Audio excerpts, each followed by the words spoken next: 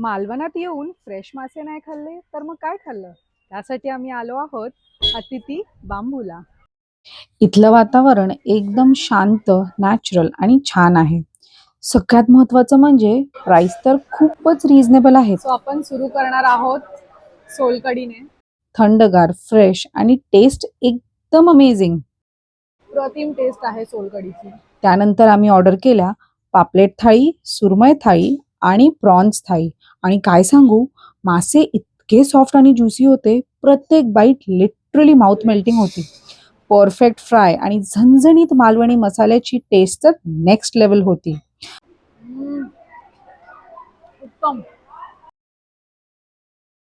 गरम गरम कोंबडी वडे आले, बघूनच तोंडाला पाणी सुटलं.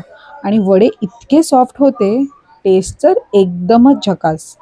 मग आली स्टार डिश, म्हणजेच खेकडा थाळी.